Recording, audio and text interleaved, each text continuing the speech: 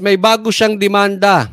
Sabi niya, former Senator Antonio Trillanes files a second plunder case before the DOJ against former President Duterte, Senator Bongo, and other officials involved in the alleged anomaly in the PH Navy.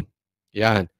Eto na, meron na namang bagong demanda si Trillanes. Sabi ko sa inyo eto na, etong si Trillanes, ipinutok ng magulang niya dito sa mundo para siya ay maging taga-demanda at habulin ng Duterte. Parang eto na lang ang pakinabang ni Trillanes sa mundong ibabaw. Ang alin, maging demanda king. Alam mo, ito si Trillanes parang napakamistulang, napakalinis mo, Trillanes. Pero ito, kung ako inyong tatanungin, gaya nga ng sabi ni Senator Bato, hindi siya maniniwalang walang nag-uutos kay Torre at kay Marbil ng mga maling desisyon. Ako naman, ito masasabi ko, hindi ako maniniwala na walang nag-uutos dito kay Trillanes. Kasi siyempre, delikado ang mga demanda. Pwede kang i-counter niyan pagka ikaw ay demanda ng walang kwenta. At meron po mga damages yan. Magastos po ang demanda. Maabala po ang demanda. Pero siguro wala namang ginagawa sa buhay ito. Wala namang silbi ito. Wala naman siyang pinagkakaabalahan. Kasi kung hindi siya magdidemanda, wala na siyang silbi sa mundong ibabaw. Diba? So wala siyang pinagkakaabalahan. Siguro walang nagmamahal dito sa tao na ito. Kaya siguro ginagawa niyang libangan itong pagdidemanda sa mga Duterte, kila Roque, at kung sino-sino pa, kila Bongo, kahit kay Banatbay. Ito na po si Duterte, ay si Trillanes. Ako hindi magugulat pagka next week may demanda na namang bagong ididemanda na naman to si Trillanes. Ako'y nananawagan lang, Marcos, aso mo ba to? Ako'y nagtatanong lang Hindi po tayo nagbibintang. Pero Marcos, aso mo ba ito? Kasi kung hindi mo ito aso, baka pwede mo naman pagsabihan. Kasi parang linggo-linggo na lang nagdedemanda to o buwan-buwan na lang dedemanda. Pustahan tayo. Next week o next month, may bago na namang ididemanda yan. Di ba? Ay Marcos, kung hindi mo tao yan, pagsabihan mo yan. Tita Liza, maraming salamat, sabi niya. Dapat si Trillanes sa loob ng korte tumira. Thank you po, Tita Liza. Mainit na rin si Tita Liza. Di ba? Can you blame the people kung ang iisipin nito, ang amo nito, si Marcos? Yan lang naman yan Si Marcos, si Abalos, sila Ontiveros, yung mga dilawan, pero wala nang kwenta yung mga yun. Wala na sa Wala na yun. Ako hindi naniniwala na ito'y galawan ng dilaw. This is not dilaw anymore. This is so red.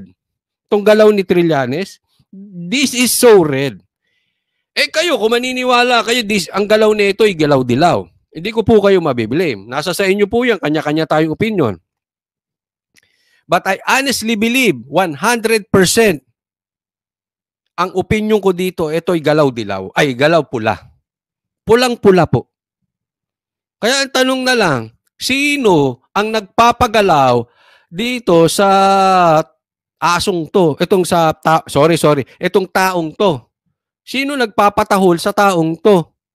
Sino gumagalaw ng string? Alam niyo yung string ng mga puppet? May nagpapagalaw dito. Kasi pwede namang may personal na galit siya kay Duterte, pero yung personal galit mo, hindi mo pwedeng mako-convert yan into action kung wala kang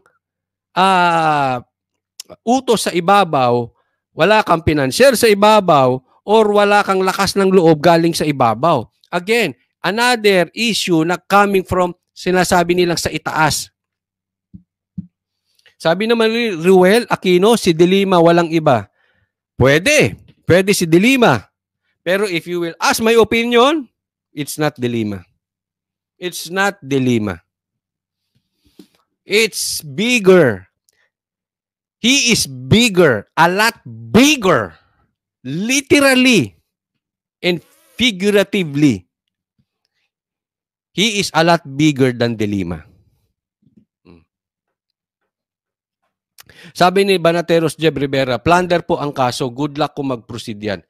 Sa katunayan, dapat kung gusto nyong kasuhan ng mga Duterte, huwag patungkol sa droga at sa pandarambong o sa korupsyon. Kasi alam na alam ng mga Pilipino, lalong-lalo na ang husgado, na ang mga Duterte ay hindi involved in any way, in any shape and form. Hindi sila involved sa droga o sa korupsyon. Again, maaaring involved sila sa iba. Nobody is perfect. Just like you, just like me, just like you, Trillanes. Walang perfecto. But one thing for sure, hindi sa droga, hindi sa korupsyon. Kaya walang maniniwala dito. Hindi mag-ano to. This is just pure political harassment. Mapapansin nyo naman eh. This is not isolated case. Yan po yung binabanggit natin na meron na nga po silang tinutukoy na patungkol dito sa mga adik sa pamahalaan. And yet walang sumasagot. And yet walang uma-address. And yet walang seryoso at may utang na malasakit sa taong bayan na sagutin yung mga paratang na sila'y adik. Alam mo, sa tingin ko talaga, yan ay dapat meron silang puso na sagutin ang taong bayan kung sila ay adik or hindi. Eh wala ngang humaharap eh. Kung sino-sino humaharap. And until now, yung sinabi nga ni Cathy, hindi pa nila hinaharap. Anong ginagawa nila? Dinidemanda sila Duterte. Tinanggalan ng security si BP Sara. Yung KOJC ginugulo. Yung SMNI gustong tanggalan ng prangkisa. Puro pure harassment. Kung ano-ano kaliwat ka ng checkpoint, pati full battle gear ng mga SWAT nagche-checkpoint sa Davao. Nirelieve ang ilang mga pulis sa Davao. 'Di ba? Iyaan ba? Tanungin ko sa inyo. Iyaan ba ay tsamba? Oh. Or iyaan ay talagang hindi isolated case. Talagang yan na nangyayari. At itaga nyo sa bato itong sasabihin ko. Yung panghara sa KOJC, masakit man tanggapin, madadagdagan pa. Yung mga demanda ni Trillanes, gaya ng sabi ko, madadagdagan pa. Mas marami pang ididemanda. Umasa po kayo, taong bayan. Umasa po kayo, taong bayan, na mas marami pang pulis pupwesto dyan sa Davao. Mas marami pang gagawin na panggigipit. Asahan nyo po ito. Itagaan nyo sa bato at sabihin nyo, sinabi ni Coach Olier, asahan nyo. Marami pang panggigipit ang gagawin sa mga Duterte. Asahan ninyo, may masamang mangyayari kay Cathy. Hindi ko ibig sabihin na mamamatay. Posibleng mademanda, harassment, etc. etc. Asahan nyo, lalalim pa yan. Habang sila ay tahimik patungkol sa drug test. Habang sila ay tahimik doon sa hinaing ng taong bayan na sagutin sila kung kayo ba ay totoong gumagamit or hindi. Ganyan na po. Anong sagot nila? Political harassment. Ayaw niyong sumunod sa amin? Eto sa inyo. Asahan ninyo. Papatunayan ko sa inyo, madadagdagan pa yung harassment na yan. Asahan ninyo. Pero one thing for sure din, masaya ako. Bakit? Asahan ninyo, si BP Sara, yung kanyang pagiging involved directly or indirectly sa politika ngayon, lalalim pa. Meron po tayong nakakausap na source. Hindi ko na lang po sasabihin kung sino. Basta brace yourself this August.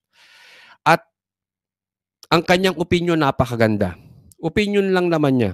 But ang sabi niya sa akin, tingnan niyong mabuti si Sara ngayong Agosto. Tingnan ninyo. And maninindigan na. Abangan natin. Kaya nga sabi ko sa inyo, abangan po natin. Ito ay dating mataas ang posisyon sa gobyerno. Itong nakakausap kong ito, itong aking nakakamensahe. Mataas po ang posisyon nito sa gobyerno. So, dati na natanggal na. So,